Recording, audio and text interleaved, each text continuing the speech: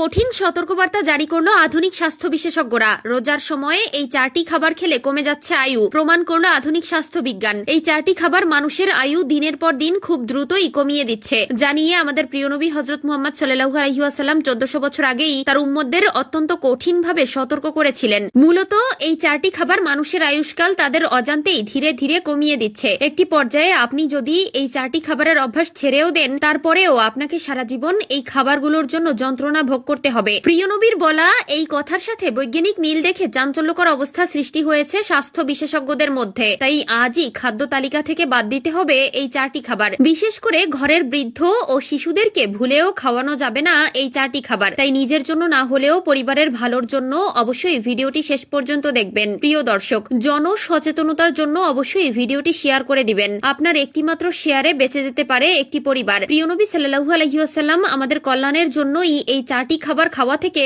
বিরত থাকতে বলেছেন। তাই আপনি যদি প্রিয় নবীর উম্মত হয়ে নিজেকে ভাগ্যবান মনে করেন এবং তাকে মনে প্রাণে ভালোবেসে থাকেন, তাহলে অবশ্যই আলহামদুলিল্লাহ কমেন্ট করে যাবেন। আজকে আমার প্রিয় নবীর ভালোবাসার মানুষগুলোকে দেখতে চাই। 4টি খাবার যা মানুষকে দিনের পর দিন মৃত্যুর দিকে ঠেলে দিচ্ছে। হয়তো অনেকে বলবেন মানুষের হায়াত মওত আল্লাহর হাতে, তবে আপনি যদি আপনার স্বাস্থ্য ভালো রাখতে এই খাবারগুলো খাওয়া বাদ দিয়ে চলেন, অবশ্যই আপনি সুস্থ থাকবেন। সর্বপ্রথম নষ্টের গোড়া অতিরিক্ত মিষ্টি বা চিনি। আমাদের অনেকেরই প্রিয় খাবার মিষ্টি। স্বাস্থ্য গবেষকরা বলছেন বেশি পরিমাণে মিষ্টি খেলে শরীর লিপোপ্রোটিন লিপোস তৈরি করতে থাকে, যা শরীরের জন্য মোটেই ভালো নয়। অতিরিক্ত পরিমাণে মিষ্টি ব্লাড প্রেশার বা কোলেস্টেরল বৃদ্ধি করে, ফলে শরীরে বিভিন্ন ধরনের সমস্যা, হার্ট অ্যাটাক বা স্ট্রোকের ঝুঁকি বেড়ে যায়। 2 নম্বরে অতিরিক্ত ধূমপান বা সিগারেট খাওয়া। ধূমপানের অপকারিতার কথা লেখা থাকে খোদ সিগারেটের প্যাকেটেই, কিন্তু এরপরেও মানুষ ধূমপান করে। বাইরে থেকে দেখলে যদিও বোঝা যায় না, কিন্তু ভেতরে ভেতরে আপনি নিঃশেষ হয়ে যেতে পারেন এই সিগারেটের কারণে। বিশেষজ্ঞরা বলছেন বিশ্বজুড়ে বহু মৃত্যু ও রোগের কারণ হলো তামাক, যা চাইলেই প্রতিরোধ করা সম্ভব। এটি মানুষকে বয়সের আগেই মৃত্যুর দিকে টেনে নেয়। তামাক গ্রহণের ফলে ক্যান্সার, কার্ডিওভাস্কুলার ডিজিজ, ডায়াবেটিস, ফুসফুসের সমস্যা,